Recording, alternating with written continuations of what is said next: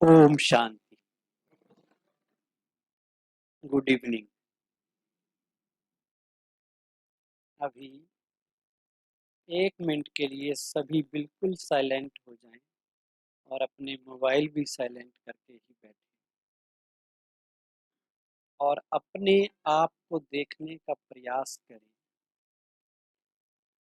अपने जीवन को देखें, अपने परिवार को देखें और अपने आप से पूछें कि जीवन के बारे में मैंने अपने लिए जो कुछ सोचा था, जो कुछ चाहा था, क्या सब वैसा ही हो रहा है?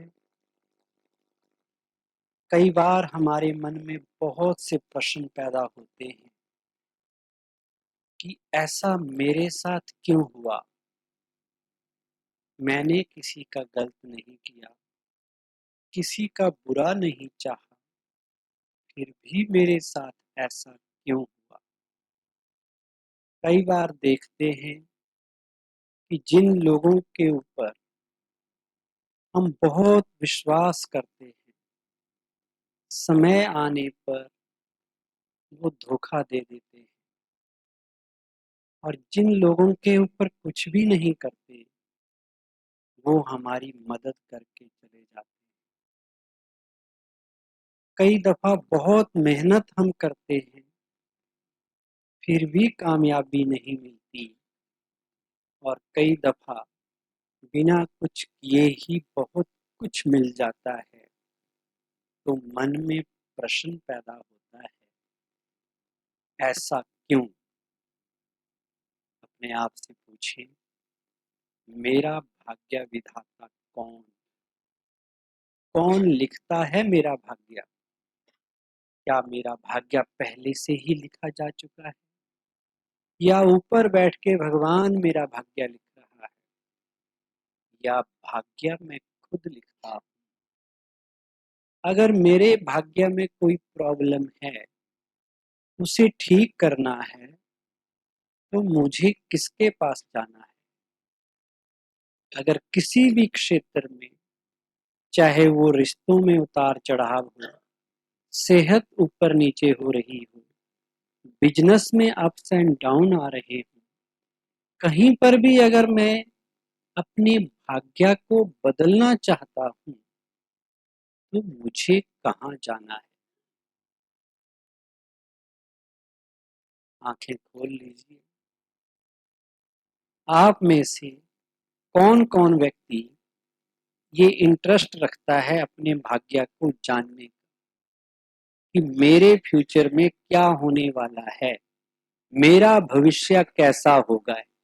कौन कौन रखते हैं शौक? सभी रखते हैं। तो आप जानना चाहते हैं कि हमारा फ्यूचर कैसा होगा? जानना चाहते हैं? आज हम आपको बताने वाले हैं कि आपका भाग्य कैसा होगा, आपका फ्यूचर कैसा होगा। कई बार ऐसा होता है कि भाग्य जानने की इतनी इंटरेस्ट हमें होती है कि आज आपको पता चले कि सामने मंदिर में कोई पंडित जी आए हैं और वो भाग्य की रेखाएं बता देते हैं, तो शायद आप मेरा लेक्चर छोड़ के कुछ लोग वहां चले जाएं कि पंडित जी बताओ मेरे किस्मत में क्या लिखा है। घर में भी कोई एक व्यक्ति, 4 लोग बैठे हों परिवार में, दोस्तों में, और एक व्यक्ति कहे कि मुझे हाथ देखना आता है, तो हम फटाफट अपना हाथ आगे कर देते हैं कि बताओ मेरा भविष्य कैसा होगा। अब जीवन जीने के 2 तरीके हैं। एक तरीका है कि मैं दूसरों से पूछूं कि मेरा फ्यूचर कैसा है, मेरा भाग्य कैसा है, और एक है कि मैं अपना भाग्य खुद लिखूं, मैं अपना फ्यूचर खुद डिसाइड करूं। कौन सा बेटर है? तो आज वो बेटर वाला तरीका हम आपको बताने वाले हैं। कई बार हमारी लाइफ में ऐसी सिचुएशंस आती हैं जो अचानक आ जाती हैं, सोचा नहीं होता, कुछ भी हो जाता है। कोई प्राकृतिक आपदा आ जाती है, घर में कोई बहुत बड़ी बीमारी आ जाती है, कोई रिश्तों में गड़बड़ हो जाती है, सेहत में कोई प्रॉब्लम आ जाती है, तो हमारे मन में, सभी के मन में एक प्रश्न पैदा होता है कि मेरे साथ ऐसा क्यों हो रहा है? दूसरे लोग मेरे लिए प्रॉब्लम क्यों क्रिएट कर रहे हैं? सभी मुझे ही क्यों तंग कर रहे हैं? मेरे साथ ऐसा क्यों होता है? इस प्रश्न का जवाब हमें कई बार, जो बचपन में हमने बात सुनी थी, उसमें हम ढूंढना चाहते हैं। बचपन में हमें सिखाया गया था कि जो कुछ हो रहा है, किसकी मर्जी से हो रहा है? भगवान की मर्जी से। जो हो रहा है ईश्वर की भावी है, भगवान प्रभु इच्छा है, इसलिए ऐसा हो रहा है। कभी हमने विचार नहीं किया कि क्या ये पॉसिबल है? जो हो वो भगवान की इच्छा से ही। अगर भगवान की इच्छा से होता तो अच्छा होता या खराब होता? सोचने का विषय है कि भगवान क्या हमारे लिए प्रॉब्लम लिखेगा? क्या भगवान ये चाहेगा कि ये दुखी हों, तकलीफ में आए? भगवान अगर हमारा भाग्य लिख रहा होता, अगर भगवान की मर्जी से सब कुछ हो रहा होता, तो हमारा भाग्य कैसा होता? बहुत सुनहरा, बहुत ब्राइट, बिल्कुल परफेक्ट होता, बहुत अच्छा होता। उसने जो दुनिया बनाई, दुनिया के लोग बनाए, वो तो बिल्कुल परफेक्ट बनाए थे जब बनाई थी। धीरे धीरे हमने खराब कर दी, इसलिए लगता है कि ये शायद उसने बनाई। ये दुनिया नहीं, उसने तो अच्छी बनाई थी, परफेक्ट बनाई थी। तो भगवान अगर भाग्य लिखता, भगवान की मर्जी से होता, तो बहुत बढ़िया होना चाहिए था। वो तो सुप्रीम आर्किटेक्ट है, सुप्रीम क्रिएटर है, उसकी चीज में तो डिफेक्ट होने का मतलब ही नहीं बनता। अच्छा, भगवान को हम कहते हैं he is our supreme parent, वो हमारा मात पिता है। अब मात पिता को अगर किसी भी माँ और बाप को कहा जाए दुनिया में कि आपने अपने बच्चे का भाग्य लिखना है, तो क्या लिखेंगे? आप भी माँ बाप हैं, आप क्या लिखेंगे? बच्चे की सेहत कैसे लिखेंगे? बिल्कुल तंदुरुस्त बच्चा होना चाहिए। ये ऐसा कहेंगे कि कभी कभी बुखार आ जाए चल जाएगा? अच्छा, बच्चे की पढ़ाई के बारे में क्या लिखेंगे? अपने 100% नंबर लिखेंगे, टॉपर लिखेंगे, या कहेंगे फेल भी हो जाए भाई, कभी हमारा भी हो जाए फेल? ऐसा तो नहीं लिखेंगे। सबसे बढ़िया बढ़िया बढ़िया लिखेंगे, अगर आपके पास पावर हो अपने बच्चे का भाग्य लिखने का, मतलब आप लिखेंगे बिल्कुल परफेक्ट भाग्य अपने बच्चे का। ठीक है? अगर भगवान हमारा पिता है, हम उसके बच्चे हैं, तो हमारा भाग्य कैसा होना चाहिए फिर? परफेक्ट होना चाहिए। अच्छा, मान लो आपके दो बच्चे हैं। अब दो बच्चों में आप कैसा भाग्य लिखेंगे? कोई भेदभाव करेंगे कि एक बच्चे को कहें कि तू टॉपर बन जा और एक को कहें तू फेल हो जा? एक को कहें कि तेरी सेहत अच्छी और दूसरे को कहें तू हॉस्पिटल में पड़ा रहे? लिखेंगे ऐसा कभी? तो आपके दो बच्चे हों तो आप दोनों का भाग्य परफेक्ट लिखेंगे और इक्वल लिखेंगे, आइडेंटिकल लिखेंगे, गड़बड़ नहीं करेंगे। ये करेंगे? नहीं करेंगे। तो इतनी तो आपको भी समझ है। तो परमात्मा अगर भाग्य लिख रहा होता, परमात्मा हमारे बारे में फैसला कर रहा होता, तो फिर दुनिया में ऐसा क्यों कि एक का भाग्य बड़ा श्रेष्ठ होता है, दूसरे का भाग्य बहुत खराब होता है? एक गोल्डन स्पून इन माउथ लेके पैदा होता है महलों में, और एक झुग्गी झोपड़ियों में पैदा होता है जहां नाक पे आपको रुमाल रख के चलना पड़ता है, वो 24 घंटे वहां रहता है। एक ऐसा है जो 100 साल तक भी बीमारी नहीं लगी, और एक व्यक्ति ऐसा है जन्मते ही बीमार हुआ है। इतना ज्यादा डिफरेंस होता अगर भगवान भाग्य लिख रहा होता? एक है जो पैदा होते ही 50 आदमी संभालने के लिए उसको है, और एक है जो पैदा होके लोग बाहर फेंक के चले गए। इतना भाग्य में फर्क होता अगर भगवान ने भाग्य लिखा होता? बताइए, नहीं होता। अच्छा, क्या भगवान हमारे लिए प्रॉब्लम लिखेगा? कहीं बाढ़ आई, कहीं मंदिर में लोग आपस में भीड़ में मर गए, कहीं कुछ भी हुआ, कोई भी ट्रेजेडी आई, क्या ये भगवान लिख रहा है? क्या भगवान कह रहा है कि मेरे मंदिर में आओ, मैं वहां भी नहीं छोड़ूंगा तुम? क्या ऐसा होता? तो फिर कौन लिखता है? ये सोचने का विषय है। भगवान को ब्लेम करना बड़ा आसान है कि भगवान का दोष है जी, भगवान की भाभी है। एक मूवी भी बनी थी, वो कहते जी हमारी इंश्योरेंस दो, कहते जी ये तो भगवान की इच्छा से हुई है, भगवान से ले लो। ये कुदरती आपदा नहीं है, तो ईश्वर की आपदा है। ईश्वर कभी आपदा नहीं लाता, याद रखो। वो दुख हरता, सुख करता है। वो दया और रहम का सागर है, क्षमा का सागर है। वो कभी किसी का बुरा नहीं करता। भगवान कभी किसी को श्राप नहीं देता।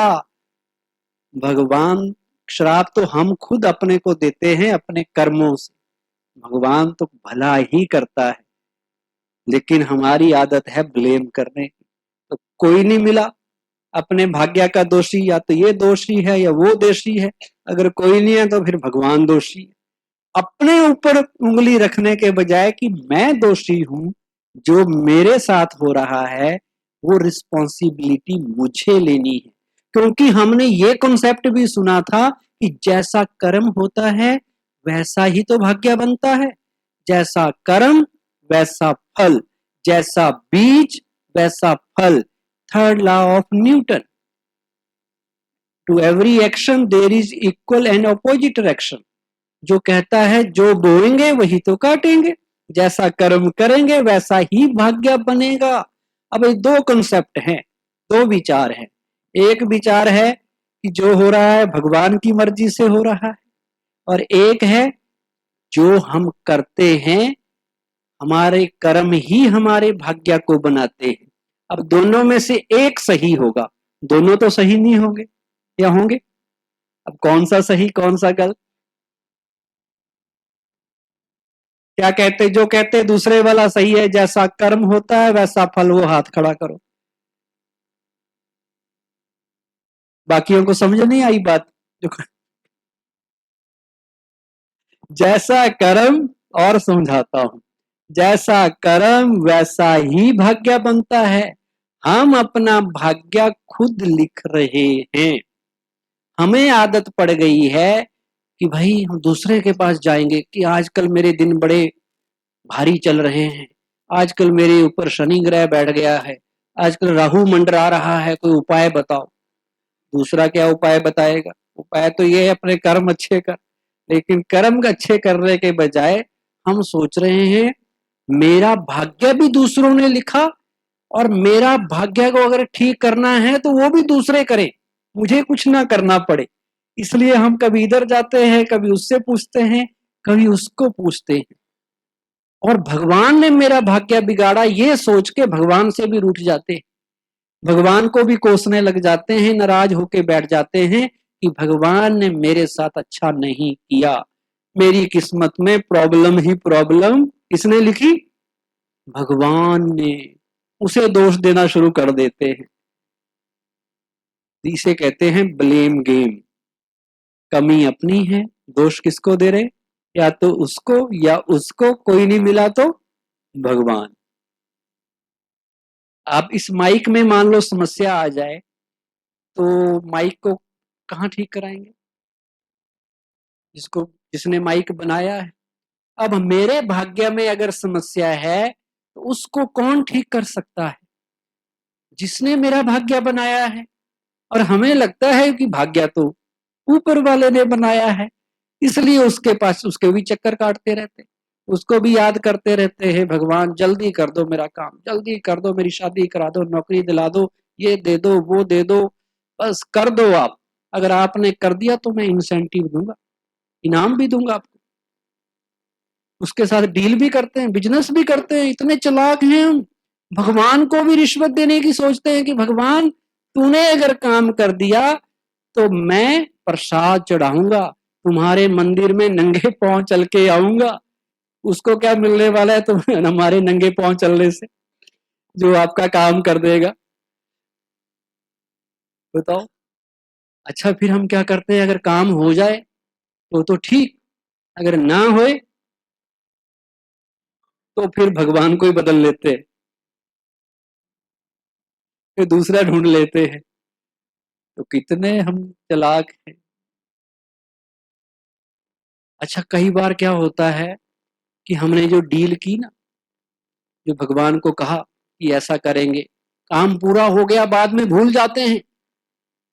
फिर 6 महीने साल बाद कोई जीवन में थोड़ी गड़बड़ हुई, फिर लोग याद दिलाते हैं कि तूने वचन पूरा नहीं किया, पहले जाके आ वहां।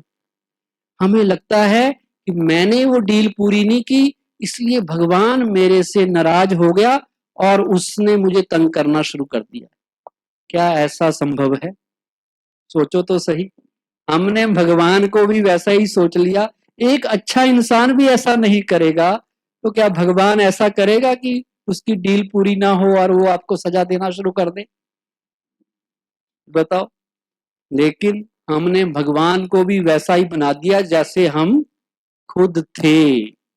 अब भगवान को याद करना है तो प्यार से करना है, भाव रख के याद करना है, ना कि बिजनेस के तरीके से, इंसेंटिव देने वाले तरीके से याद करना है, तो प्राप्ति होगी। अब मुझे अगर अपना भाग्य ठीक करना है तो ये बात पक्की करनी पड़ेगी कि मुझे कहाँ जाना है, किसके पास जाना है।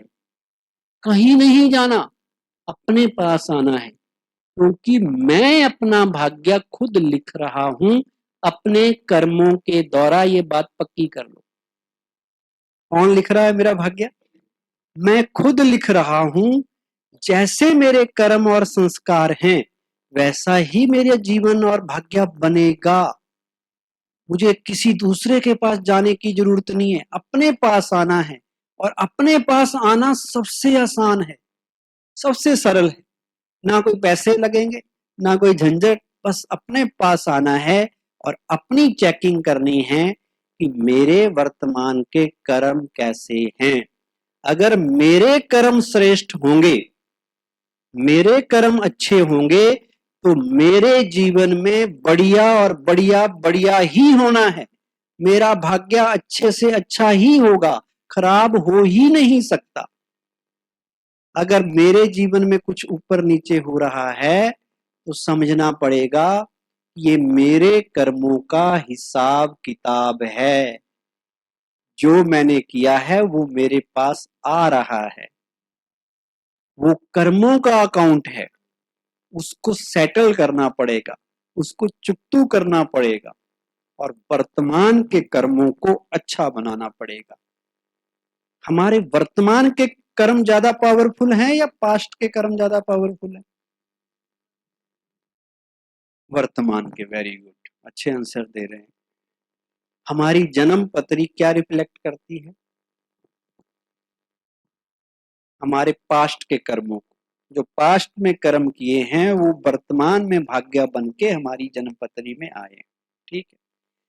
अब हमारे वर्तमान के कर्म, याद रखना, पास्ट के कितने भी घटिया कर्म क्यों ना हो, लेकिन वर्तमान के अगर श्रेष्ठ कर्म हैं तो वो उनके ऊपर पावरफुल हो जाएंगे, उनका इफेक्ट ज्यादा होगा वर्तमान के कर्मों का।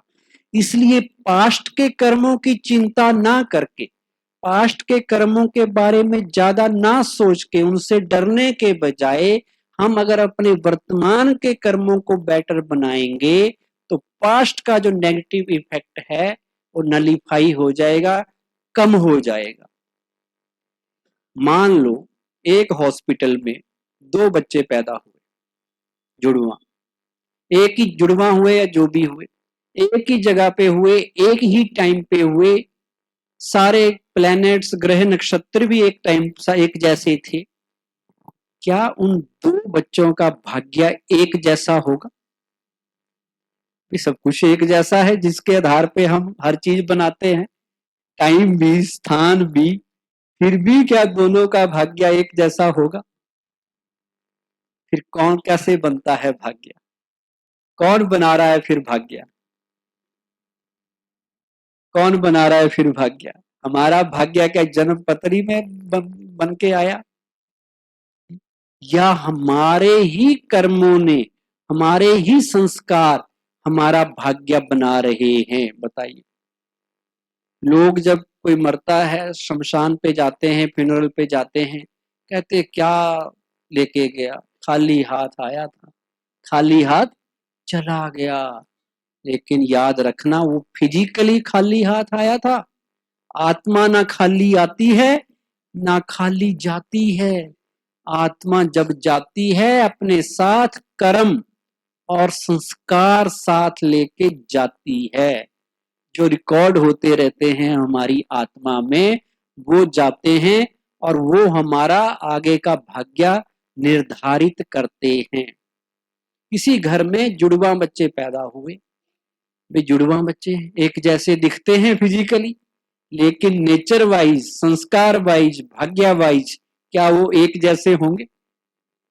एक ही जगह पैदा हुए, सब कुछ एक एक है, फिर भी उनमें रात दिन का भी डिफरेंस हो सकता है।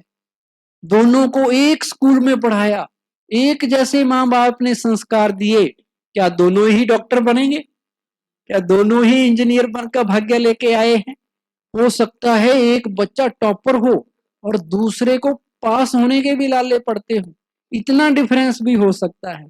एक बच्चा इंट्रोवर्ट हो और दूसरा बच्चा चुपी ना होता हो, एक्सट्रोवर्ट हो।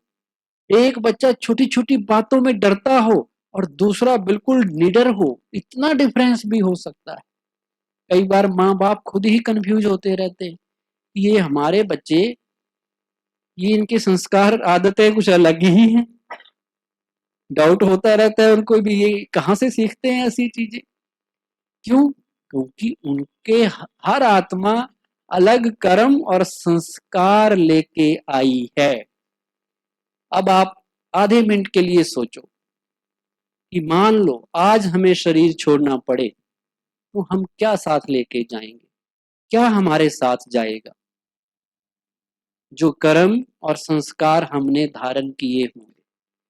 शरीर छोड़ने के बाद आत्मा कहीं ना कहीं दोबारा किसी के पेट में जाएगी। कुछ महीने बाद उस घर में कोई बच्चा पैदा होगा, पंडित जी उसकी जन्म पत्री लिखेंगे। अब आप वो जन्म पत्री किस आधार पर लिखी जाएगी? जो शरीर छोड़ने से पहले उस आत्मा के कर्म थे, संस्कार थे। अब आप कौन सी जन्म पत्री बनाना चाहते हैं अपनी? आप यहां बैठे बैठे अपने अगले जन्म की जन्म पत्री लिख सकते हो। किस आधार पर? जो अभी के कर्म हैं, अभी के संस्कार हैं, वही आपके भविष्य का भाग्य बनाने वाले हैं। हमारे कर्म ना केवल यहाँ का भाग्य बना रहे हैं, बल्कि आगे का भी भाग्य बना रहे हैं। इसलिए कौन आपका भाग्य बनाता है? हम स्वयं बना रहे हैं। हम स्वयं के खुद ही भाग्य विधाता हैं। इसलिए किसी का यहाँ कोई दोष नहीं है, किसी को दोष नहीं देना।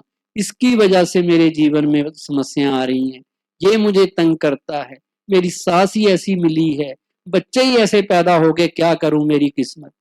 किसी का दोष नहीं है। दोष किसका है? मेरा। जब तक ये नहीं मानेंगे तब तक सुधरने की कोशिश नहीं करेंगे, अपने कर्मों को बेटर बनाने की कोशिश नहीं करेंगे। आज तक हमने पीछा इस बात से छुड़ाते रहे पीछा कि सब दूसरों का दोष है, दूसरे ही मेरे लिए ट्रबल क्रिएट करते हैं, दूसरों ने ही मेरे लिए सारी चीजें कर रखी, दूसरों की ही नजर मुझे लग गई, दूसरों ने मेरे को पता नहीं जादू कर दिया, टोना कर दिया, बीमारियां लगा दी। हर चीज बिना मतलब के दूसरों पे ब्लेम करना, कोई जिम्मेवार नहीं है। जब भाग्य मेरा है तो बनाने वाला भी मैं ही हूं। ये बात पक्की करनी। मार्च का महीना चल रहा है। मार्च के महीने में 31 मार्च आता है, वो बड़ा इंपॉर्टेंट दिन होता है। बहुत से लोग बिजी हो जाते हैं, क्लोजिंग बैलेंस जो होता है ना, अकाउंट, उसको क्लोज करते हैं। तो वो बैलेंस शीट का वो क्लोजिंग डे है, ठीक है। और 1 अप्रैल नई बैलेंस शीट का ओपनिंग डे है। जैसी क्लोजिंग शीट होगी, जितना क्रेडिट और डेबिट होगा, उतना ही उसी के आधार पर ओपनिंग सीट भी बनेगी, वही वहां बनेंगे। तो वो हमें पता है अकाउंट में। लेकिन हमारे जीवन में भी 31 मार्च एक बार आता है। वो कब आता होगा? कब आता होगा 31 मार्च? जब हम शरीर छोड़ते हैं। और शरीर छोड़ने से पहले जो हमारे कर्म होते हैं, जो हमारे संस्कार हमने बनाए होते हैं, वो हमारी क्लोजिंग बैलेंस शीट है। और उसके बाद जन्म जब दोबारा लेंगे, और जन्म लेने पे जो भाग्य होगा, जो जन्म पत्री बनेगी, वो हमारी ओपनिंग बैलेंस शीट होगी। तो ओपनिंग कैसी होगी? जैसी क्लोजिंग होगी। इसलिए क्लोजिंग को बेटर करना है। अगर बिना हिसाब किताब चुकतू किए उधार में ही शरीर छोड़ दिया, तो अगले में कहां से शुरू होगा भाग्य? नेगेटिव के साथ, उधार के साथ। बैंक बैलेंस जीरो क्या नेगेटिव होगा? शुरू से ही कर्जदारी देनी पड़ेगी, वो पैसे की नहीं, कर्मों की भी। तो अब क्या करना है? मान लो हम कहें कि आपका 31 मार्च 2 घंटे बाद आने वाला है। आ सकता है ना किसी का? आप कहेंगे नहीं नहीं, अभी तो बड़ा पड़ी है उम्र, इतनी जल्दी हमारा नंबर क्यों लगा रहे हो? पर इस दुनिया में किसी का कोई भरोसा नहीं। ग्राहक और मौत का कहते कोई भरोसा नहीं होता, कभी भी आ जाए। आपने देखा होगा, बारात में एक आदमी डांस कर रहा है, डांस करते करते गिर गया, खत्म। ऐसे ऐसे वीडियो आते हैं। एक व्यक्ति जिम गया, एक्सरसाइज करते करते ही चला गया। एक व्यक्ति डॉक्टर के पास गया, पर्ची लेके आता है, बाहर वेट कर रहा होता है बेंच में, वहीं गिर गया। इसका क्या पता कब क्या हो जाए। मान लो आपको पता चल जाए कि 2 घंटे बचे हैं, तो आखिरी 2 घंटे में क्या करेंगे? क्या करेंगे बताओ? क्या करना चाहिए? 2 घंटे बचे हैं। अभ्यास तो चाहिए चाहिए पहले का, लेकिन फिर भी मान लो पता चल जाए कि अब 2 घंटे हैं, जाने वाली है आत्मा, क्या करोगे? क्या करना चाहिए?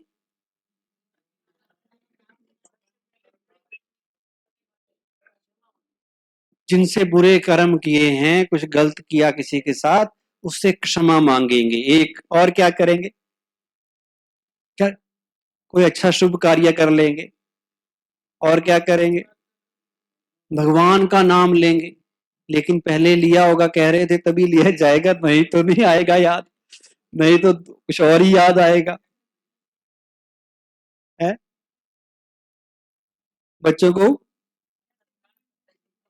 अच्छा, उनको वही समझाएंगे कि मेरे पीछे से करना क्या तुम लोगों ने, फिर तो वही उलझे रह गए आप, फिर तो उलझ गए फिर। वो तो 2 घंटे क्या 2 दिन में नहीं सेटल होंगे, वो तो नहीं सेटल होने वाला 2 घंटे में माल। और क्या करेंगे? क्षमा करेंगे, क्षमा मांगेंगे, भगवान को याद करेंगे। जो भी अच्छे काम आप सोच सकते हो करने हैं आपने। किसी से कुछ भी है मन मिटाप, कहेंगे भाई अब तो जाने वाला हूं यार, बुरा मत मानना, दिल पे मत लेना, करेंगे ना। तो जो अभी हम सोच रहे हैं कि 2 घंटे में करेंगे, वो डेली करना है। क्योंकि 31 मार्च कभी भी आ सकती है। इसलिए हर घड़ी को अंतिम घड़ी समझो। हमारी जगदम्बा माँ, इनका ये फेवरेट स्लोगन था। 1964 में ये शरीर छोड़ के चले गए, तो ये एक ही चीज कहते थे, हर घड़ी को अंतिम घड़ी समझो, कभी भी नंबर लग सकता है, इसलिए बी रेडी। और जब नंबर लगेगा, उस वक्त के जो कर्म हैं और संस्कार रिकॉर्ड हुए हैं उस वक्त तक, वही साथ जाने हैं। ना बैंक बैलेंस जाना है, ना महल माड़ियां जानी है, कुछ नहीं जाएगा, सब यहीं रह जाएगा, कुछ नहीं साथ जाएगा। और लोग भूल भी जाएंगे थोड़े दिनों बाद आपको। जिनके लिए बहुत कुछ करते हो, वो भी ज्यादा दिन याद करने वाले नहीं है। दुनिया बड़ी मतलबी है। आप करते हो दादा को, अपने को, परदादा को? भूल गए कौन थे? कभी एक आधी बार साल में श्राद्ध है जी सार बुजुर्गों का, बस इतना, बाकी भूल जाते हैं आदमी। तो इसलिए याद रखना है ये बात। रखेंगे बात याद। अब हम कर्म की डेफिनेशन को भी समझते हैं कि कर्म तो अच्छे तब होंगे, पहले पता तो हो कि कर्म होता क्या चीज है, कर्म किसे कहते हैं। कर्म मतलब वो एनर्जी, वो ऊर्जा जो मैं वर्तमान में क्रिएट कर रहा हूं और मेरे द्वारा वो ऊर्जा एनर्जी बाहर जा रही है। मैं उस ऊर्जा को पैदा कर रहा हूं और मेरे से वो एनर्जी सब जगह जा रही है, वो है कर्म। और भाग्य क्या है? वो एनर्जी जो मेरे पास वर्तमान में बाहर से आ रही है, चाहे वो किसी व्यक्ति से आए, किसी सिचुएशन परिस्थिति से आए, चाहे वो मेरी सेहत ऊपर नीचे हो रही है उस रूप में आए, बिजनेस में गड़बड़ या बढ़िया हो रहा है उस रूप में आए, किसी भी रूप में जो एनर्जी बाहर से मेरे पास आ रही है वो मेरा भाग्य है। कर्म वो एनर्जी जो वर्तमान में मैं पैदा करके बाहर दे रहा हूं, और भाग्य वो एनर्जी जो बाहर से परिस्थितियों के रूप में, लोगों के रूप में, बातों के रूप में, सेहत में बीमारी के रूप में मेरे पास, या बिजनेस में ऊपर नीचे जो होता है उस रूप में मेरे पास आ रही है, या रिश्तों में कुछ हो रहा है उस रूप में जो मेरे पास एनर्जी आ रही है। वो अच्छा भी हो सकती है, बुरी भी हो सकती है, वो है मेरा भाग्य। आई बात समझ? और कर्म का मतलब केवल कर्म मतलब हाथों से कर्म करना, यही कर्म नहीं होता। कर्म का मतलब है मेरा हर विचार, हर सोच, हर बोल और हर व्यवहार, हर चीज कर्म में समाई है। हर चीज वर्ब है ना, वर्ब में तो थिंकिंग भी आती है, स्पीकिंग भी आती है। तो एक्शन मीन्स, कर्मा मीन्स मेरी सोच भी, मेरे बोल भी और मेरा व्यवहार भी। अब ये कर्म और भाग्य के बीच में क्या रिलेशन है? जैसा कर्म करेंगे वैसा भाग्य बनेगा। जैसी एनर्जी मैं वर्तमान में क्रिएट करके बाहर भेजूंगा, जिस क्वालिटी की एनर्जी मैं बाहर भेजूंगा, भविष्य में उसी क्वालिटी की एनर्जी भाग्य बनकर मेरे पास आएगी। इसलिए कभी भी ये प्रश्न पैदा नहीं करना कि मैंने किसी के साथ गलत नहीं किया, किसी का बुरा नहीं किया, किसी को दुख नहीं दिया, फिर मेरे साथ ऐसा क्यों हो रहा है, मेरी किस्मत में प्रॉब्लम्स क्यों लिखी हैं, मेरा बेटा ही मेरे लिए ट्रबल क्यों क्रिएट कर रहा है। उस वक्त अपने आप को समझाना, क्या समझाना?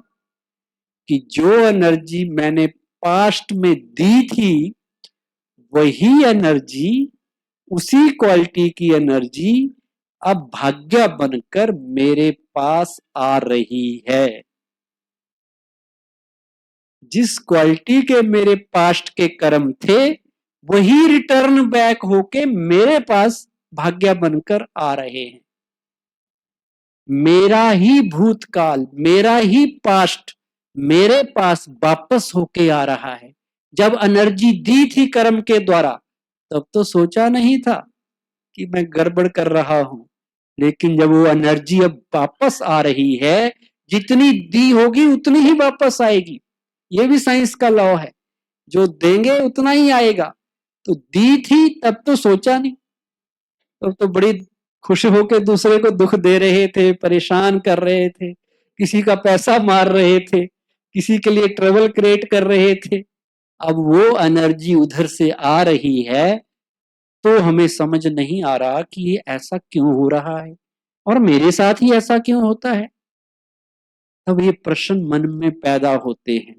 उस वक्त अपने को समझाना है कि ये सब इसलिए हो रहा है क्योंकि मेरे ही कर्म मेरे पास वापस आ रहे हैं, जो पास्ट में मैंने किया। अब पास्ट के कर्मों का तो मेरे ऊपर कोई कंट्रोल नहीं, वो तो जो किए किए। कंट्रोल कहाँ है? वर्तमान में। पास्ट मेरे पास वापस आ रहा है, और जैसा पास्ट था वैसा मेरा वर्तमान बना।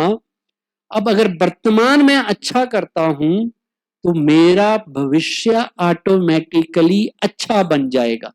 पास्ट से प्रेजेंट बनता है, प्रेजेंट से फ्यूचर बनता है। पास्ट जो है वो मेरे पास आ रहा है, वर्तमान में खुद बना रहा हूं, क्रिएट कर रहा हूं अपने कर्मों के आधार पर, और भविष्य मेरे वर्तमान के कर्मों के आधार पर निश्चित हो रहा है, डिसाइड हो रहा है। ये आपको समझना पड़ेगा। समझ सकते हैं? ये पास्ट, प्रेजेंट और फ्यूचर 3 टेंस बता दिए मैंने आपको। टेंस पढ़ते थे ना, बड़े मुश्किल होते थे याद करने इंग्लिश में। ये टेंस है एक्चुअल में कर्मा के टेंस, कि तीनों आपस में कैसे जुड़े हुए हैं, कैसे पास्ट वर्तमान को बना रहा है, और अगर वर्तमान को हमने अपने कर्मों से ठीक किया तो भविष्य तो हमारा ब्राइट होना ही है, उसको कोई रोक नहीं सकता। अब आप सोचिए, आपके कोई बड़े क्लोज रिश्तेदार जिनके साथ आपके जीवन चल रही है, आपके बिजनेस पार्टनर, आपके भाई बहन, आपके बेटे, कहीं उनसे कोई समस्या आती है, वो आपको तंग कर रहे हैं, तो उस वक्त ये नहीं सोचना कि ये ऐसा क्यों करते हैं। मेरे इतने नजदीक के रिश्तेदार जिनके लिए सब कुछ किया, वो मेरे साथ ऐसा करते हैं। ये सोच के अपनी आत्मा की शक्ति को घटाना मत। उस वक्त सोचना, जो मैंने किया था, मेरे कर्मों का हिसाब किताब है, मेरे पास वापस आया है, अब मुझे इसे खुशी खुशी चुकतू करना है। मैंने जरा भी नेगेटिव नहीं होना है। अगर मैं उसके तंग होने के कारण, उसके गलत व्यवहार के कारण दुखी हो रहा हूं, परेशान हो रहा हूं, नाराज हो रहा हूं, उससे नफरत कर रहा हूं, तो इसका मतलब मैं उस हिसाब को, उस अकाउंट को और ज्यादा उलझा रहा हूं, और ज्यादा नेगेटिव कर रहा हूं। तो उसको नेगेटिव ना करके मुझे अपने कर्मों को श्रेष्ठ करना है, और वो तरीका भी मैं आपको बताने वाला हूं कि उसको सेटल कैसे करना है। उससे पहले एक चीज आपको बता देता हूं, वो ये है, मान लो कोई व्यक्ति अपने कर्मों से कुछ गड़बड़ वाले कर्म करता है, खराब कर्म करता है, तो क्या हमें उसे देखकर उससे ज्यादा खराब कर्म करने चाहिए? क्या किसी के कर्म को देख के हमें भी अपने कर्मों को बिगाड़ देना चाहिए? बिगाड़ना चाहिए? नहीं बिगाड़ना चाहिए। फिर ऐसा क्यों कहते हो कि ईंट का जवाब पत्थर से देंगे? फिर ऐसा क्यों कहते हो? यही दुनिया ने सिखाया ना हमें, टिट फॉर टैट। कोई आंख फोड़े तो आंख फोड़ दो, कोई आपको एक मारे दो मारने आपने, चुप नहीं रहना। यही समाज सिखाता आया हमें। हालांकि ये सही चीज नहीं है, ये सही नहीं है। इसको इसी थ्योरी के आधार पे जज करते हैं। मान लो किसी ने आपके ऊपर ईंट मारी, तो ईंट क्यों मारी उसने वर्तमान में? क्यों आपकी तरफ ईंट फेंकी जा रही है, सोचा आपने कभी? आपके तरफ ईंट इसलिए फेंकी जा रही है क्योंकि पास्ट में, भूतकाल में आपने क्या किया था, कौन सी एनर्जी दी थी, आपने भी वही फेंकी थी, वो अब वापस आ रही है। तो जब फेंकी थी तो बड़े पत्थरबाज बने हुए थे, तो सोच रहे थे जी मैं तो बड़ा बहादुर हूं। अब उधर से आई तो लग रहा है कि गड़बड़ हो गई, तो क्यों मार रहे हैं मुझे? और मेरे अपने ज्यादातर कहां से आती है? दूर वालों से नहीं आती, ज्यादातर जो आपके आसपास है, आपके साथ रहते हैं, उन्हीं से ही आती है। अब अगर उनकी ईंट को मैंने वर्तमान में पकड़कर ईंट का जवाब पत्थर से दे दिया तो भविष्य में फिर क्या आएगा मेरे पास? सोचो जरा, भविष्य में क्या आने वाले हैं? फिर पत्थर पड़ने वाले हैं। अभी भी ईंट पड़ी तो अभी भी सिर फुटाया, भविष्य में भी वही होगा। अभी भी दुखी, आगे भी दुखी। यही कलयुग में हो रहा है। जन्म जन्म की दुश्मनियां, जन्म जन्म के विरोध, एक दूसरे से नफरतें भरी हैं। जैसे ही देखते हैं वो निकल आती है। पहले भी दुखी थे, अब भी दुखी, अगले जन्मों में भी दुखी रहेंगे। अब तरीका क्या है इस विशियस सर्कल से निकलने का? कि वो ईंट फेंके तो आप वर्तमान में उसे फूल दीजिए। क्या देंगे? फूल दीजिए। दिया नहीं जाता, वही तो सीखना है। जब आपको समझ आ जाएगा कि फूल देने में समझदारी है, बेनिफिट देखना है ना, बिजनेस इतना तो प्रॉफिट वाला ही बिजनेस करना चाहिए। कर्मों में भी प्रॉफिट वाला बिजनेस करना है, वही देना है जिसमें प्रॉफिट है। जब आपको पता है कि पत्थर देंगे, गाली का जवाब गाली से देंगे तो आगे भी गालियां वो भी देगा, आप भी दोगे, उम्र कट जाएगी, जन्म कट जाएंगे, कई जन्म उसी में उलझे रहोगे। तरीका है वो गाली दे, आप उसे गले लगाए। यही तो करना है। ये आम आदमी जिसको समझ नहीं है वो तो कहेगा जी नहीं होता, और जिसको समझ मिल गई अब कि इसमें फायदा है, फायदे वाला काम तो करना चाहिए ना। आपको पता चले कि इस बिजनेस में फायदा है, आप फटाफट कर लेते हो। घाटे वाला बिजनेस कौन करता है? तो फायदा ये है कि हमारी खुशी ठीक होगी, हमारे कर्मों का हिसाब किताब ठीक होगा, उस व्यक्ति से हमारे रिलेशन बेटर होंगे। आज वो दे क्यों रहा है, पहले ये भी सोचने की जरूरत है। क्यों देता है वो? क्योंकि हमने उसे घाव दिए हैं, किसी व्यक्ति को दुख दिया, हमने परेशानी दी, वो घाव से वो व्यक्ति इंजर्ड है, चोटिल है, इसलिए वो व्यक्ति आपको दर्द दे रहा है, ये समझना पड़ेगा। अब एक तरीका है कि उन घावों के ऊपर आप और घाव देके उन पे नमक डाल दो तो और बढ़ेगी बात।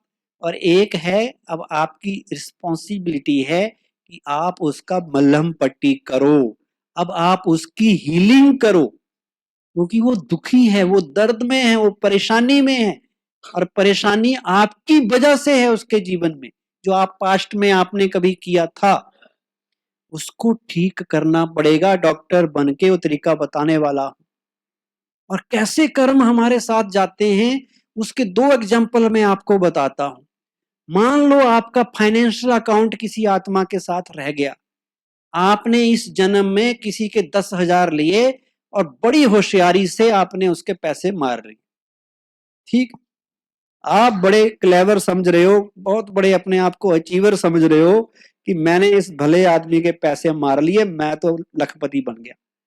कोई बात नहीं, मार लो। अब आप चले गए, वो भी चला गया। अगले जन्म में आप कहीं घूम रहे हैं, आप अपने घर से निकलते हैं, आराम से सवेरे 5 बजे निकल गए, आज गाड़ी लेके 6 बजे निकल गए, खाली सड़क है, आपने सोचा आज इधर से निकलता हूं, गली से निकल लिए, सामने कोई आया, उससे टक्कर लग गई, थोड़ी सी टक्कर लगी और वो आप पे हावी हो गया, कहता निकाल पैसे। और आपने कहा भाई अब क्या करूं पीछा छुड़ाने के लिए, आपने 10,000 दिए। अब आपको आ रहा है, मैं हर रोज 8 बजे जाता था, उस तरफ से जाता था, इतना ट्रैफिक होता था, किसी से नहीं टकराता था, आज मेरा दिमाग खराब हो गया, आज इधर से ही जाना था और इस व्यक्ति ने मुझे मिलना था, जान ना पहचान, और 10,000 ले गया। वो क्यों लेके गया?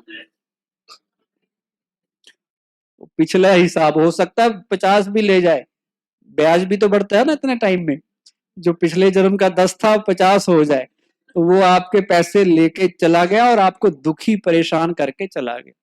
उस वक्त अगर ऐसी घटना कभी हो जाए तो दुखी नहीं होना, सोचना क्या कि पिछला हिसाब किताब चुकतू हो गया, जो कर्ज लिया था वो कर्ज सेटल हो गया, अब मैं कर्ज से मुक्त हो गया। दो तरीके हैं, या तो प्यार से दो या दुखी होके दो। ये तो पैसे का है, पैसे का फिर भी आदमी उतनी गड़बड़ नहीं करता, पर कई ऐसे हिसाब हैं जो बड़े सूक्ष्म हैं, जो जाने अनजाने हम किसी को दुख देते हैं। मान लो एक व्यक्ति ने थोड़ी सी ऐसी गलती की जिसकी वजह से दूसरे का जीवन बर्बाद हो गया। उसने तो थोड़ी सी की, लेकिन उसका परिणाम दूसरे व्यक्ति के जीवन में इतना गहरा हुआ कि उसका परिवार बिखर गया, उसके रिश्ते नाते उसे छोड़ के चले गए, उसकी सेहत इतनी खराब हो गई कि बीमारियां लग गई, बिजनेस ठप हो गया आपकी एक छोटी सी गलती से, और आप लापरवाही से चले गए, क्या फर्क पड़ता है। लेकिन उसका कितना बड़ा नुकसान हुआ। अब क्या वो नुकसान का हिसाब चुकता नहीं होगा? बताओ। 20-30 साल बाद उस व्यक्ति ने भी शरीर छोड़ दिया और आपने भी शरीर छोड़ दिया। क्या शरीर छोड़ने के बाद हिसाब खत्म? फिजिकल चीजें खत्म होती हैं, आत्मा के साथ जो रिकॉर्डिंग है वो जाएगी। अगले जन्म में वही व्यक्ति आपके इतने नजदीक रिलेशन में आएगा, जो आपका बेटा बन के भी आ सकता है, आपका भाई बन के भी आ सकता है, आपका बिजनेस पार्टनर बन के भी आ सकता है, और वो छोटी सी ऐसी चीज करेगा जिसकी वजह से आपकी लाइफ में भी बहुत बड़ी प्रॉब्लम आ जाएगी। और आप फिर वही क्वेश्चन पैदा करेंगे, मैंने तो किसी का बुरा नहीं किया था, मैंने तो किसी के लिए गलत नहीं सोचा था, मेरे साथ ऐसा क्यों हुआ? होगा नजदीक में, प्यार भी होगा आपसे, आपका उससे, और वही दर्द भी देगा। और आजकल जितने रिश्ते नाते हैं ना आप नजदीक वाले, यही होता है, अटैचमेंट भी है और पेन भी है। वही आपके लिए कोई ना कोई समस्या बन के कभी ना कभी आते रहते हैं। तो उस वक्त क्या सोचना है? इन आत्माओं के साथ हमारा हिसाब किताब है, कार्मिक अकाउंट है, और ये कार्मिक अकाउंट हमें सेटल करना है। जो भी हमारे लिए प्रॉब्लम क्रिएट करे उसके लिए केवल और केवल पॉजिटिव सोचना है, तब वो सेटल होगा। उसके लिए केवल प्योर थॉट्स, केवल पॉजिटिव ब्लेसिंग्स वाले थॉट्स, दुआ वाले थॉट्स, आशीर्वाद वाले थॉट्स, केवल प्योर एनर्जी हमारी तरफ से जब उसको जाएगी, तब उसकी चोट जो लगी है उसको, उसकी आत्मा को वो घाव भरेगा। और एक एनर्जी कितनी बार जानी चाहिए? कितनी बार ये एनर्जी भेजनी है, पॉजिटिव एनर्जी उस आत्मा को, दुआओं की एनर्जी? 1 बार, 2 बार, 4 बार, कितनी बार? बार बार भेजनी है, गिनती नहीं करनी। अच्छे कामों की गिनती नहीं होती। इसके सिवाय अच्छी एनर्जी, पॉजिटिव सोच के अलावा दूसरा कोई चीज है ही नहीं जो हमें उसे देनी है। उसकी कोई गिनती नहीं है, देते रहना है जब तक वो आत्मा आपके लिए पॉजिटिव, जो नेगेटिव है, जब तक वो आपके लिए पॉजिटिव ना हो जाए। और इसके लिए मेडिटेशन में थॉट पावर से आप बड़ा कुछ कर सकते हैं। ध्यान में बैठ के मेडिटेशन में हर रोज सवेरे ऐसी आत्मा जो वर्तमान में आपके लिए समस्या बनी हुई है, उसको सामने लाके 3-4 चीजें उसके साथ करनी है। पहले तो हाथ जोड़ के उससे माफी मांगनी है। आई एम सॉरी, जो मैंने कभी आपको दुख दिया था, मेरी वजह से बिना मतलब आपको परेशानी हुई थी, उसके लिए मैं सॉरी बोलता हूं। ठीक है।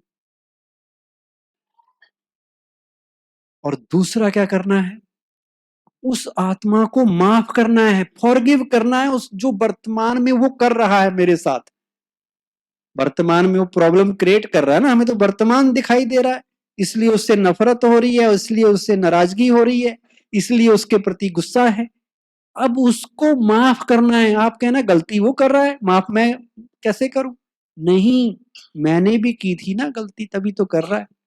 इसलिए उसको वर्तमान के लिए माफ करना है। और तीसरा स्टेप, ब्रेक लगाना है। ओके, अब आज के बाद हमारा आपस में कोई नेगेटिव चीज का लेन देन नहीं। आज से नई जर्नी शुरू करते हैं, नई शुरुआत करते हैं, और आज से मैं आपके लिए बहुत प्योर एनर्जी दूंगा आपको।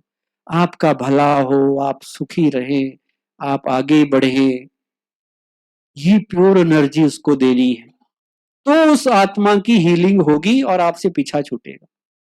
नहीं तो उसके चक्कर में फंसे रहोगे, वो दुख देता रहेगा, आप भी दुख देते रहोगे, ऐसे ही जीवन पूरा हो जाएगा और अगले जन्मों में भी वही चलता रहेगा।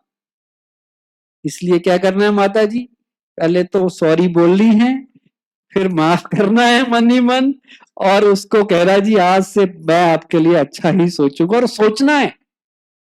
आप कहेंगे थोड़ा मुश्किल जरूर है, लेकिन मुश्किल कमजोर लोगों के लिए है। आप तो बहादुर हैं, आप तो वीर पुरुष हैं, वीर हैं या नहीं?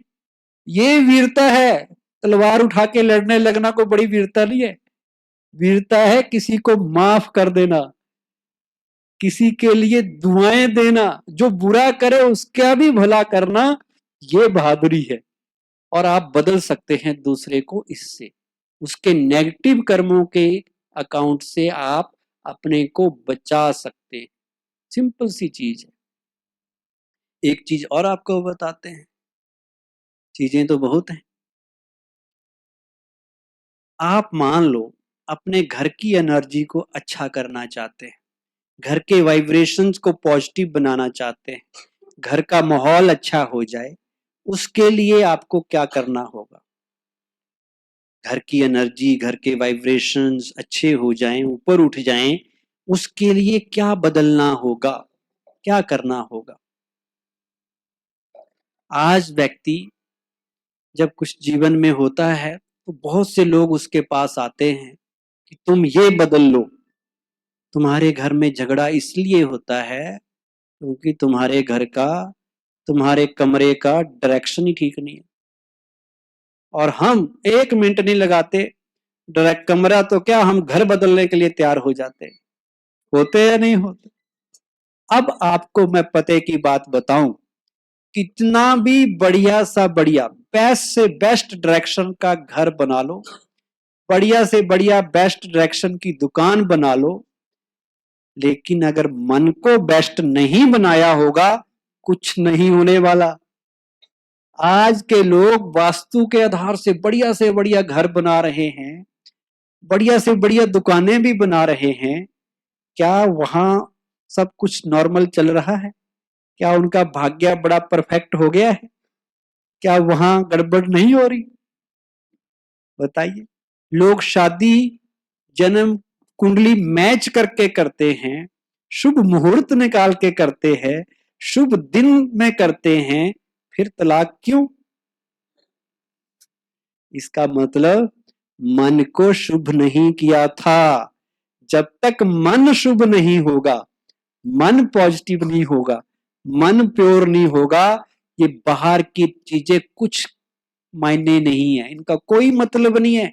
मान लो फ्रूट को आप लाए, फ्रूट को अंदर से कीड़ा लगा है और आप बाहर से साफ कर रहे हो, बाहर से पानी फेंक फेंक के इत्र भी फेंक रहे हो कि बढ़िया हो जाए, अच्छी खुशबू आए। कैसे आएगी जब अंदर से ही गला हुआ है, अंदर से खराब है? तो आज हमारे मन खराब हैं, इसलिए गड़बड़ें हो रही हैं।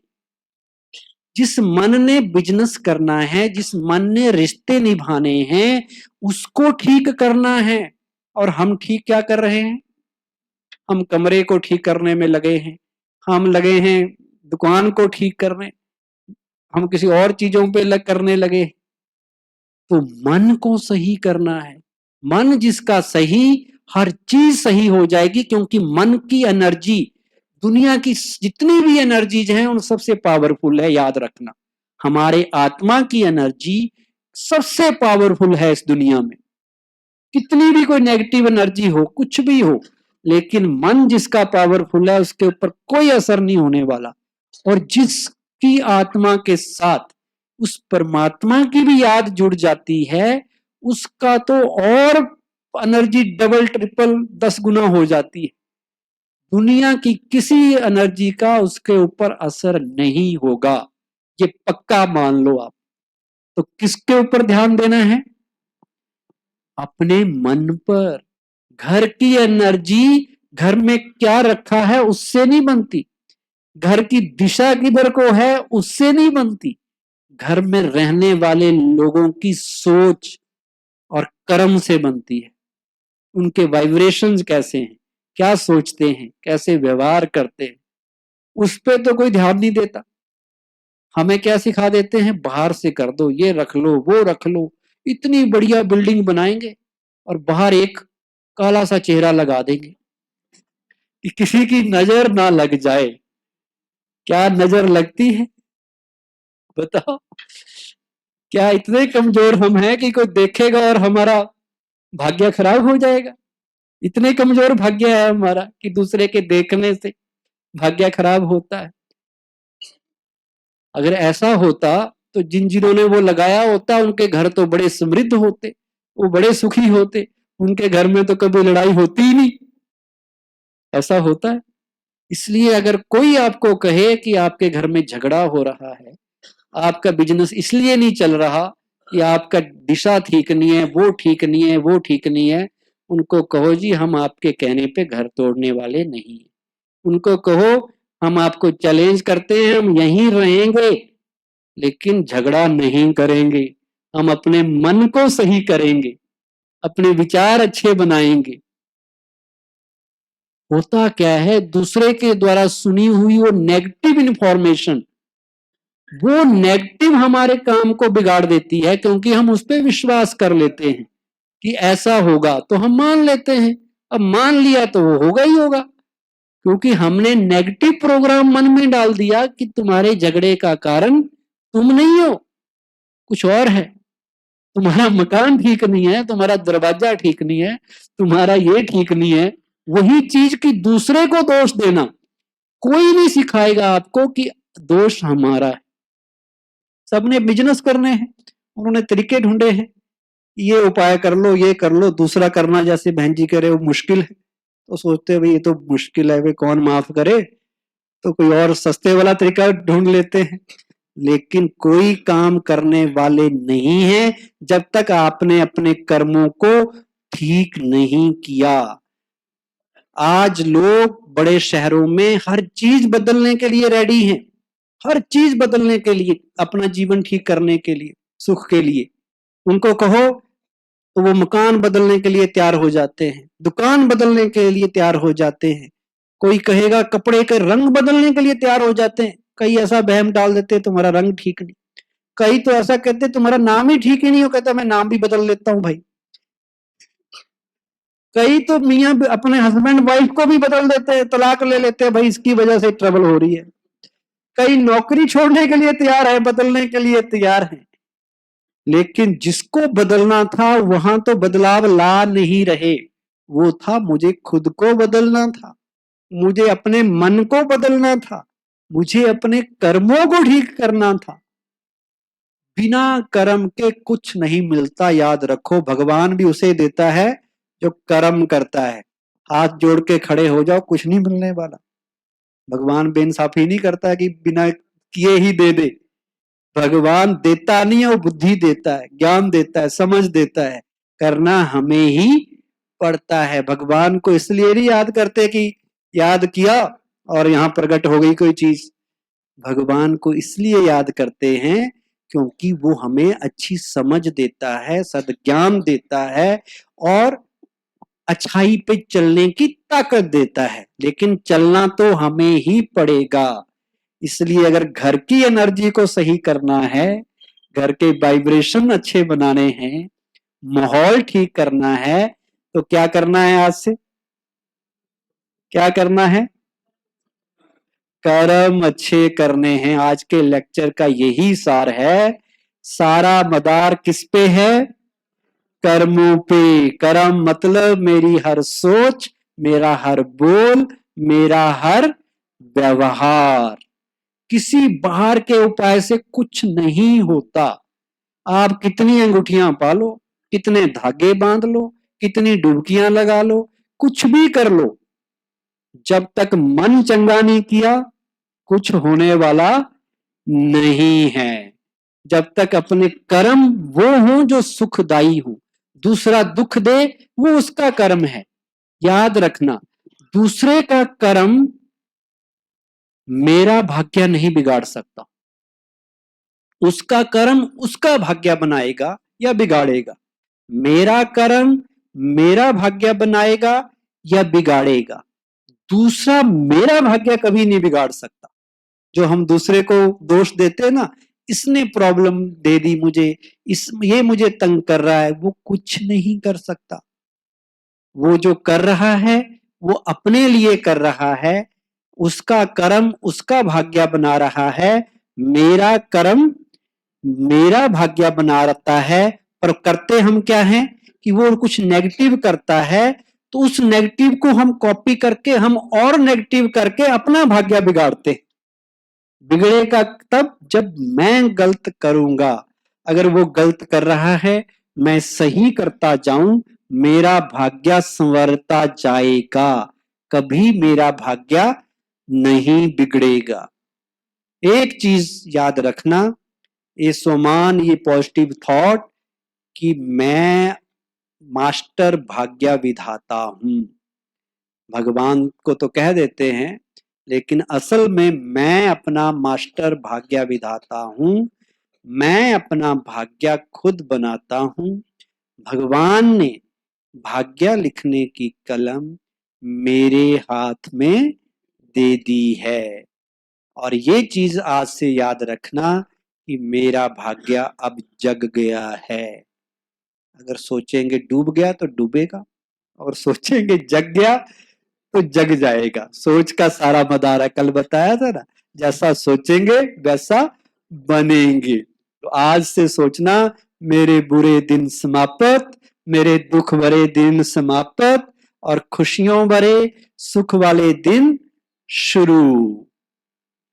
मेरा भाग्य स्वयं भगवान संवार रहे हैं। भगवान मुझे कह रहे हैं, बच्चे तुम्हारा भाग्य बहुत ऊंच है, तुम साधारण नहीं हो, तुम भगवान के घर में पहुंचे हो। यहाँ आना बहुत बड़े भाग्य की बात है। और आज के युग में अपने लिए टाइम निकालना और अध्यात्म के आधारित जीवन जीना, ये भाग्य की निशानी है। आम आदमी तो सोचता है खाओ पियो ऐश करो, इससे आगे सोच ही नहीं है उसकी, क्योंकि भाग्य नहीं है। आप लोग यहाँ आए हैं, अच्छाई पे विश्वास करते हैं, अपना जीवन अच्छा बनाना चाहते हैं, तो ये आपका अच्छा भाग्य है। तभी तो समझ इतनी मिली है आपको। कितना बड़ा शहर है, लोग मस्त हैं अपने में, बुराई में मस्त हैं, बुराई छोड़ना ही नहीं चाहते, बुराई का ही आनंद ले रहे हैं। और आप लाखों में से निकल के यहाँ जो पहुंचे हैं, एक एक लाख के बराबर है। आप कम नहीं है। आप परमात्मा की नजरों में आए हैं, परमात्मा आपको देख रहा है। इसलिए आज से एक संकल्प करना कि अब हमारी पॉजिटिव जर्नी शुरू हो गई। जो हुआ सो हुआ, पास्ट को तो बदल नहीं सकते थे, जो किया किया, पर अब समझ आ गई। अब आज से सबके लिए दुआएं देनी है। दुआओं की बड़ी कमाल है। दुआओं से हम अपने पास्ट के कर्मों को बदल सकते हैं। दुआओं से हम अपने भाग्य को अच्छा बना सकते हैं और कार्मिक अकाउंट को सेटल कर सकते हैं। दुआओं की ताकत, पुण्य की ताकत ऐसी है कि बड़ी से बड़ी बात भी जीवन में आएगी, वो ऐसी चली जाएगी जैसे कोई थी ही नहीं। जिसके पास दुआएं होती हैं और जिसके पास नहीं होती, छोटी सी बात ही उसको परेशान करती रहती है। पैसा भी जहां काम नहीं आता, क्या काम आता है? दुआएं काम आती हैं। दुआएं ही नेकियां, हमारी हमारी दुआएं यही हमें विपदा से निकालती हैं। आपदाएं, विपदाएं, परिस्थितियां सबके पास आती हैं, पर जिसके खाते में दुआएं होती हैं, पुण्य कर्म होते हैं, वो ऐसे निकल जाता है जैसे कोई बात हुई नहीं थी। पैसा काम नहीं आता, हम पैसा कमाने पे लगे हैं। जितना ध्यान पैसे पे लगा रहे हैं, उतना अगर दुआएं कमाने में लगाएं, कहां से कहां पहुंच जाएं। आपने कोरोना में देखा, बड़े बड़े अमीर पैसे वाले बचे। कोरोना में ना भी ऐसे भी आप देखो, कोई बड़ा पैसे वाला है, पर अगर पुण्य का खाता नहीं है, दुआओं का खाता नहीं है, मेदांता में भी एडमिट हो जाए, पर बच के नहीं आता। और एक साधारण सा गरीब परिवार का बंदा, उसको कोई बीमारी लगी, पर दुआएं हैं, वो छोटी सी जगह पे जाके, छोटी सी डॉक्टर से मिलके, डिस्पेंसरी में जाके वहां की 2 गोलियां खा के भी ठीक हो जाता है। होता या नहीं होता? तो ये सारा कर्मों का लेन देन है, कर्मों का खाता है। आज से बस अच्छे कर्म करने हैं, अच्छा सोचना है, और ये खुशी का टॉनिक हम लेंगे। आज का सॉन्ग तो नहीं कर पाए, ये भी बहुत अच्छा है, टेंशन फ्री लाइफ के लिए बना है। हाथ आगे कर लीजिए आज के टॉनिक के लिए। मिला आप सबको? मैं भाग्य विधाता भगवान का बच्चा हूं, और बहुत बहुत भाग्यवान हूं। भगवान मुझे कह रहे हैं, बच्चे तुम चिंता क्यों करते हो? मैं बैठा हूं ना, मैं 1000 भुजाओं सहित तुम्हारे साथ हूं। जब भी तुम मुझे बुलाओगे, मैं तुम्हें मदद करने के लिए आ जाऊंगा। कौन कह रहा है? भगवान। मैं बुलाओ तो सही कहता है। बच्चे भगवान को बुलाएं और भगवान ना आए, ये हो नहीं सकता। तो कल से हमारे जो सेशन होने हैं वो थोड़े और गहरे होने वाले हैं, और आगे की जर्नी हम आपको कराने वाले हैं, क्योंकि हमारा हैप्पीनेस एंड मेडिटेशन शिविर है। तो कल से मेडिटेशन की जर्नी, राजयोग की जर्नी, अपने आप से मिलने की यात्रा, अपने आप को जानने की यात्रा हम करने वाले हैं। आत्म अनुभूति, सेल्फ एनालिसिस, सेल्फ रियलाइजेशन, मैं कौन हूं, वो मन की और गहराई है। आत्मा क्या चीज है, वो सारी बातें कल आपको जानने को मिलेंगी।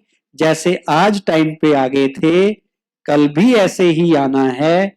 5 दिन हो गए, 5 दिन और बाकी हैं, और लोगों को भी लाना है। ठीक है? मिनट के लिए